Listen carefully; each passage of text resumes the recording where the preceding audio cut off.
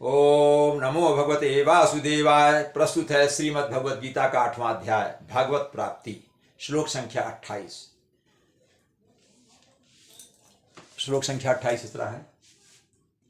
वेदेषु यज्ञेषु तपसु चैव दानेषु यत् पुण्य फलम प्रतिष्ठम अत्येति तत्सर्वमिदं विदित्वा योगी परम स्थान मुपैति चाद्यम। इसका अर्थ है, भगवान कह रहे हैं, हे अर्जुन, जो व्यक्ति भक्ति मार्ग स्वीकार करता है अर्थात योगस्थ होकर कार्य करता है, योग युक्त होकर करता है, कृष्ण भावना अमृत में तत्पर रहकर कार्य करता है, वह वेदाध्ययन, तपस्या, दान और दार्शनिक तथा सकाम कर्म करने से जो प्राप्त होते हैं फल, उनसे वंचित नहीं होता है।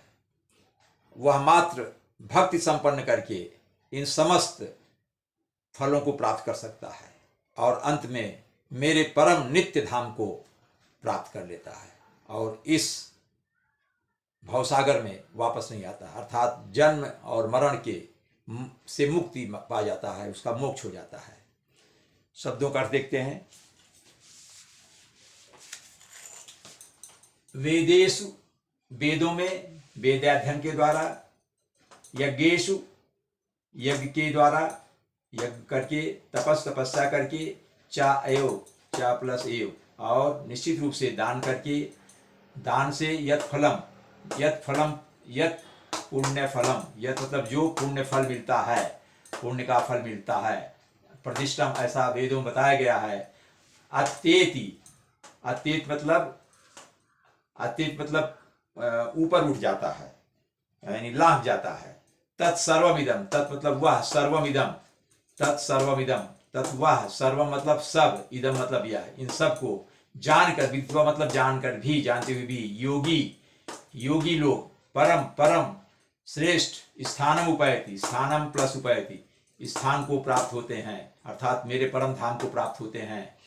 चा आद्यम, चा प्लस आद्यम मतलब और, आद्यम मतलब मूल, आदि, मेरे आदि पुरातन समय, मेरे पुरातन स्थान को ही प्राप्त हो, मतलब मैं मुझ पुरातन के परम स्थान को ही प्राप्त करता था, दिव्य धाम को प्राप्त होते हैं, परम धाम को प्राप्त होते हैं, ये इसका अर्थ है। देखिए, ये आज अभी 8वां अध्याय समाप्त हुआ, इसमें 28 श्लोक थे और इसमें शुरू में ही, अगर आपको याद हो, जिन्होंने नियमित रूप से मेरे वीडियोस को देखे हैं, तो पहले श्लोक में ही अर्जुन ने भगवान से कहा था, हे भगवान, आत्मा क्या है, ये भौतिक जगत क्या है, देवता क्या है, यज्ञ का स्वामी, शरीर का स्वामी कौन है, बहुत सारे उसने प्रश्न किया था, और आपकी भक्ति कैसे मिल सकती है, ये सारे प्रश्न एक साथ ही कर लिया था अर्जुन ने। भगवान ने इन्हीं सब का उत्तर उसके शंका निवारण हेतु, उसके संदेह को दूर करने के, उसके मोह को दूर करने हेतु इस पूरे इस 8वें अध्याय में भगवान ने उसको समझाने की कोशिश की है। भगवान ने शुरू में बताया था कि विराट रूप बताया था, ये पूरा ब्रह्मांड जो है भगवान का ही, मुझ परमेश्वर का ही ये विराट रूप है। और ये बताया कि प्रयाण के समय जो मुझे याद करे, जब मृत्यु के समय कोई भी योगी या कोई भी मेरा भक्त मुझे याद करता है, मुझे ध्यान करता है, तो वो निश्चित रूप से नित्य धाम, मेरे परम धाम को प्राप्त कर लेता है।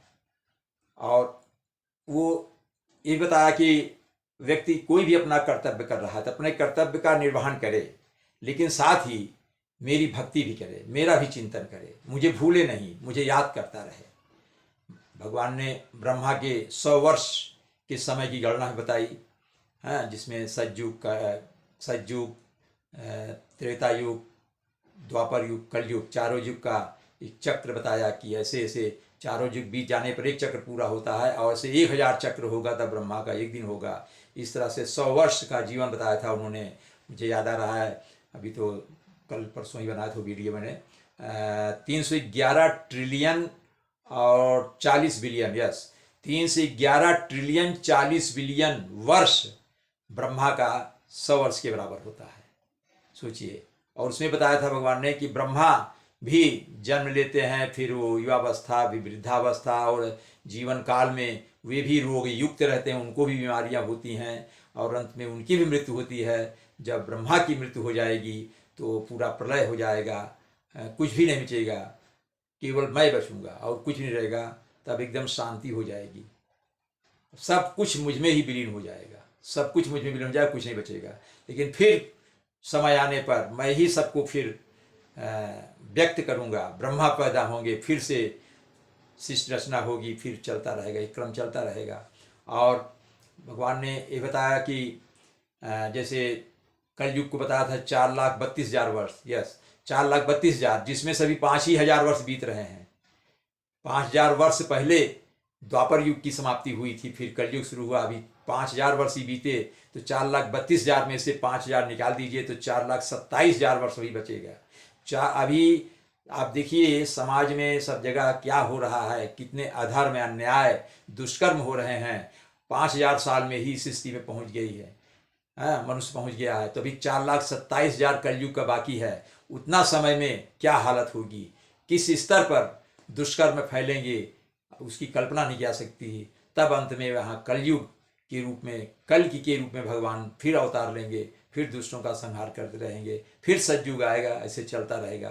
तो समय 4,27,000 वर्ष का समय जो अभी आने वाला है भविष्य में, तो उसकी कल्पना तो हम आप कर ही नहीं सकते, क्या होगा क्या नहीं। और भगवान ने भी कहा जो प्रकाश मार्ग से जाता है वो वापस नहीं लौटता है, उसको मोक्ष मिल जाता है, वो भगवत धाम को प्राप्त कर लेता है। और जो अंधकार के समय प्रयाण करता है, मृत्यु को प्राप्त होता है, वो वापस फिर आता है और फिर अपने भोग को भोगता है।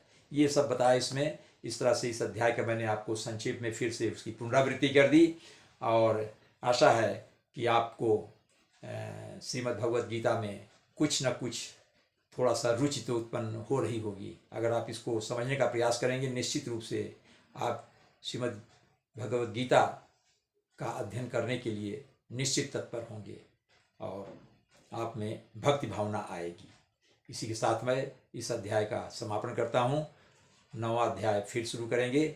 इसी के साथ मैं समाप्त करता हूँ अध्याय। ओम नमो भगवते वासुदेवाय।